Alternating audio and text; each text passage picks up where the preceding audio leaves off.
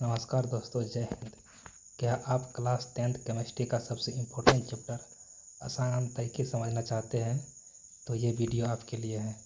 आज हम chapter 1 chemical reaction and equation को 0 से लेकर एग्जाम लेवल तक समझेंगे। अगर आपको केमिकल रिएक्शन समझने में कोई दिक्कत होती है, इक्वेशन बैलेंस नहीं होती है, तो टेंशन मत लीजिए। आज मैं आपको इतना आसान तरीके से पढ़ाऊँगा कि ये चैप्टर का फेवरेट बन जाएगा। क्लास 10 बोर्ड एग्ज़ाम के लिए केमिस्ट्री का चैप्टर 1 बहुत ही इंपॉर्टेंट है और इस वीडियो में आपको सारे इम्पोर्टेंट कॉन्सेप्ट प्लस क्वेश्चन जो आपके एग्ज़ाम से सीधे आ सकते हैं। तो चलिए शुरू करते हैं। सबसे पहले समझते हैं आखिर केमिकल रिएक्शन क्या होता है। केमिकल रिएक्शन रासायनिक अभिक्रिया। जब किसी पदार्थ की प्रकृति और पहचान बदल जाती है तो हम उसे एक रासायनिक अभिक्रिया नाम देते हैं। केमिकल रिएक्शन के हमारे दैनिक जीवन में बहुत से उदाहरण हैं, जैसे दूध का फटना, लोहे पर जंग लगना, भोजन का पचना। पहचानेंगे कैसे कि यह केमिकल रिएक्शन? अवस्था में परिवर्तन, रंग में परिवर्तन, गैस का निकलना इत्यादि अगर हो तो वह केमिकल रिएक्शन समझा जाएगा। रासायनिक समीकरण मुख्यतः दो प्रकार के होते हैं। नंबर 1 असंतुलित रासायनिक समीकरण, दूसरा संतुलित रासायनिक समीकरण। असंतुलित रासायनिक समीकरण किसे कहते हैं? समझिए, वह समीकरण जिसमें तीर के बाईं और दाईं यानी तीर के दोनों ओर आगे और पीछे के तत्वों की परमाणु संख्या बराबर नहीं होती है। यह केवल अभिक्रिया का एक ढांचा दिखता है। इसमें द्रव्यमान संरक्षण के नियम का पालन नहीं दिखता है। उदाहरण समझिए, जैसे Mg+O2, इधर MgO हुआ, Mg तो एगो है, O2 दो गो है, लेकिन इस साइड O2 एक है, इसलिए यह असंतुलित रासायनिक समीकरण हुआ। अगला देखिए, संतुलित रासायनिक समीकरण वह समीकरण जिसमें तीर के दोनों ओर यानी अभिकारक और उत्पाद यानी रिएक्टेंट्स और प्रोडक्ट प्रत्येक तत्वों के परमाणुओं की संख्या बिल्कुल बराबर हो, एक पॉइंट का भी फर्क नहीं हो, तब उसे हम कहेंगे संतुलित समीकरण। यह द्रव्यमान संरक्षण के नियम का पूरा पालन करता है। समझिए, Mg+O2 बराबर MgO हुआ, इधर O2 इधर O1। अगर हम यहाँ 2 लगा देंगे तो O2 हो गया, इधर 2 लगाने से Mg बढ़ गया, इधर O में Mg में 2 लगा देंगे तो दोनों बराबर हो गया। तुलना एक नज़र में असंतुलित समीकरण और संतुलित समीकरण में विशेषता समझिए। पहले, परमाणु की संख्या दोनों तरफ असमान होती है असंतुलित समीकरण में, लेकिन संतुलित में दोनों तरफ समान होती है। द्रव्यमान बराबर नहीं होती है, इसका हमेशा द्रव्यमान बराबर रहता है। इसका दूसरा नाम एक कंकाली समीकरण, इसका वास्तविक रासायनिक समीकरण। अब चलिए, रासायनिक समीकरण कितने प्रकार के होते हैं? रासायनिक समीकरण कितने प्रकार के होते हैं यह निश्चित नहीं है, यह विभिन्न प्रकार के होते हैं। ये आप ये नहीं कह सकते ये 10 होता है या 5 होता है या 1 होता है।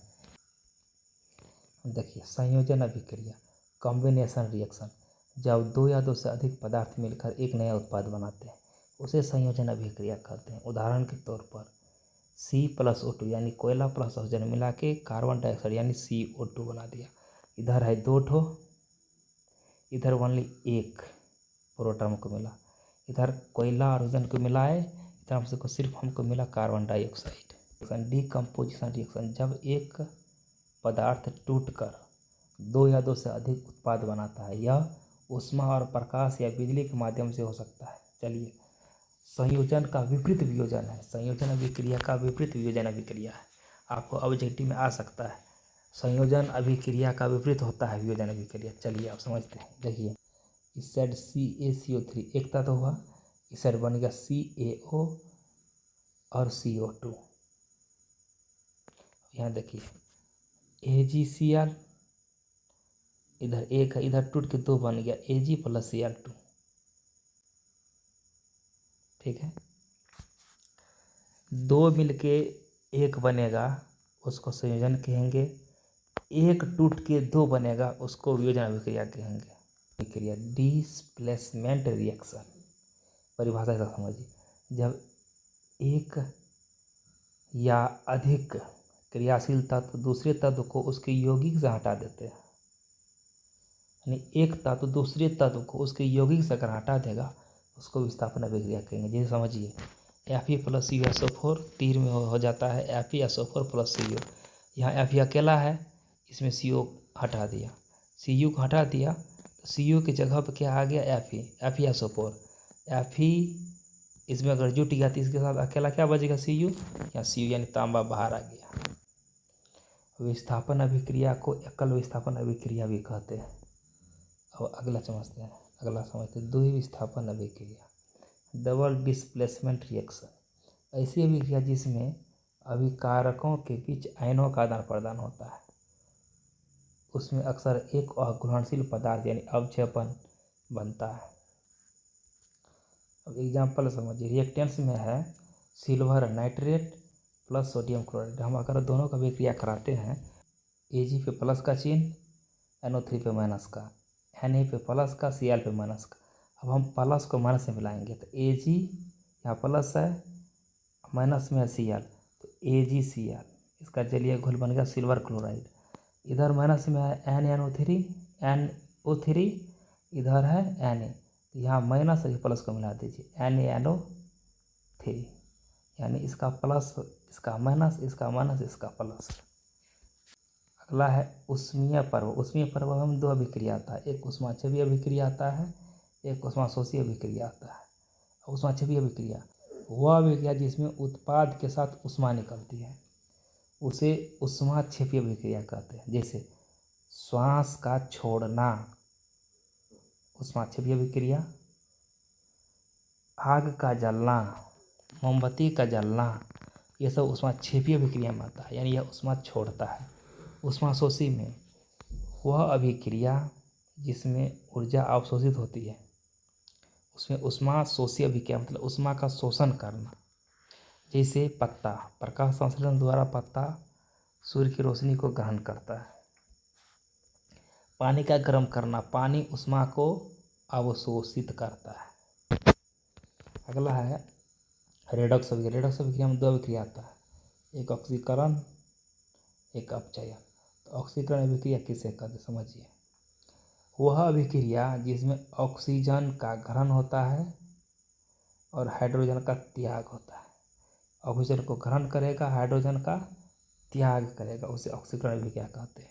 अपचयन अभिक्रिया वह अभिक्रिया जिसमें ऑक्सीजन निकलता है और हाइड्रोजन जुड़ता है। वह अभिक्रिया जिसमें हाइड्रोजन का जुड़ना और ऑक्सीजन का निकलना हो, वह अपचयन अभिक्रिया कहलाता है।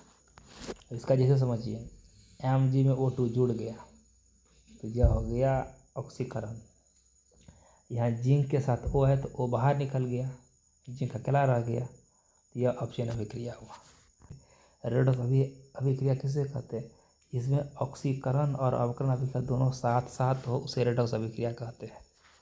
हमारे दैनिक जीवन में कुछ महत्वपूर्ण पर्व है जो बहुत महत्वपूर्ण है। संरक्षण मतलब जंग लगना, संरक्षण मतलब जंग लगना। जंग कैसे लगता है, नमी और हवा के संपर्क में आने पर धातु का धीरे धीरे नष्ट होना लोहे पर जंग लगना कहलाता है, उसे ही हम संरक्षण कहते हैं। संरक्षण मतलब लोहे पर जंग लगना। विकृत गंधिता, तेल और वसायुक्त भोजन का ऑक्सीकरण। जैसे आप कोई चिप्स खाते हैं, कुरकुरे खाते हैं, कोई भी पैकेट बंद सामान हो तो उसमें नाइट्रोजन गैस भरी होती है, इसलिए वह ज़्यादा समय तक बंद रहने के बाद ही खराब नहीं होता। जैसे तेल और वसायुक्त भोजन का ऑक्सीकरण होने पर उनका स्वाद और गंध बदल जाता है, इसलिए चिप्स के पैकेट में नाइट्रोजन गैस भरकर उसे रोका जाता है। लंबे समय तक दुकान में पड़ा रहता है, फिर भी अगर हम जाते हैं तो वह नहीं खट्टा होता है, नहीं गंध देता है, खाने में वैसे को वैसे जैसे जिस दिन पैक हुआ था उसी की तरह रहता है। जो टॉपिक पूछने वाला है वह आज मैंने आपको बता दिया, एग्जाम में इससे बाहर कहीं नहीं रहेगा। फर्स्ट चैप्टर से, केमिस्ट्री के फर्स्ट चैप्टर से। नमस्कार दोस्तों, मिलते हैं फिर अगले एक नए वीडियो के साथ।